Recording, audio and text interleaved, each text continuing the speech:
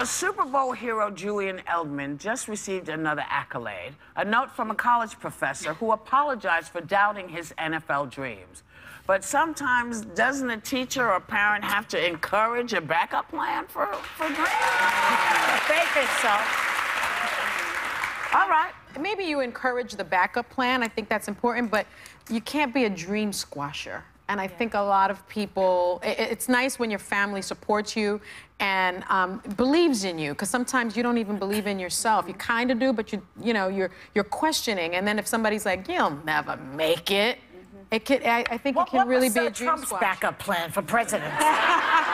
It's like, I want to be president. And he said, oh, anybody can be president in this country. He took that very seriously. Well, I also think there's a difference between encouraging a plan B and actually crushing a dream. Yeah. My dad has an awful story because he was an average student and skipped school in high school, and a guidance counselor said, you're not going to amount to anything. This? My dad. Your father. Yeah. And I remember thinking, you should never say that to a child. Like, even if they're in their roughest phase, you got to believe in them. They told my father the same thing, that he would never be a doctor, and so he went into computers instead, but always wanted to be a doctor, and that's that kind of dream-crushing thing. Sometimes when you do that, though, when you dream crush, it makes that person go even harder for that thing to prove you wrong. Because I know in my house, my dad hates when I tell this story, and I love him with all my heart, but my dad was a very practical guy, and I grew up, my mom was a theater director growing up, and I wanted to do acting work. I wanted to be on TV. I felt like I was just excited about television, and I remember him saying to me, listen, not a lot of people get on TV, and there were a few conversations I had when I was young where I got in my head that,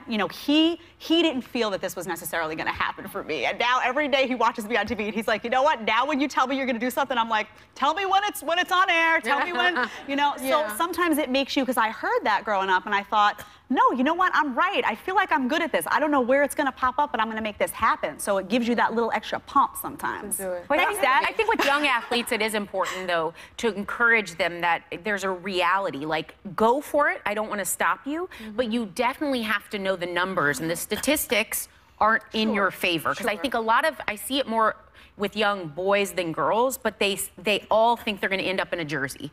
And I think that's great. Aim for it. But if you put all your eggs in that basket, I often think they don't realize that there's a reality that's going to settle in. That's what I was going to say. You have to be in reality about these things, too. If you can afford to be an actor for 20 years and, make a minimum wage, but that actors a lot make, then do it. If you can't, then you're going to have to find an alternative plan. You just have to. I mean, I was telling you in the makeup room that when I started to do what I'm doing now, I had been a teacher. We all know that already. I wanted to sort of be an actor. I was interested in acting. And then when I looked around at the situation with acting, I was like one of many types like me. Same color hair. There are more of you? I'm afraid they're not exactly like me, but my type, which is the way the acting business operates, as Whoopi will tell you. Get me a Whoopi Goldberg type. Right. Get me a Dustin Hoffman type. And if you are one of those types, that means there's a lot of people like you. Yeah. So I figured that the odds are against me. So then I started to branch out into stand-up comedy. And that was different because no one could duplicate they could not tell the same stories I had as a child in a stand-up act. And that was the difference. What do you think? Do you think you encourage the backup or encourage the dream? Or encourage both? The reality is you're going to have to eat. So you're going to have to get a job until you get the job you think you want. So that takes you right there. You can't just, because your mom and your dad or whoever you're living with is not going to let you just lay up and do your thing. You're going to have to get a job. So know that you're going to have to work until it either happens or it doesn't. And sometimes, if it doesn't happen, you find something else that does. And dreams are funny, they're never what you think they're going to be. Did anyone ever tell you you couldn't do what you're doing?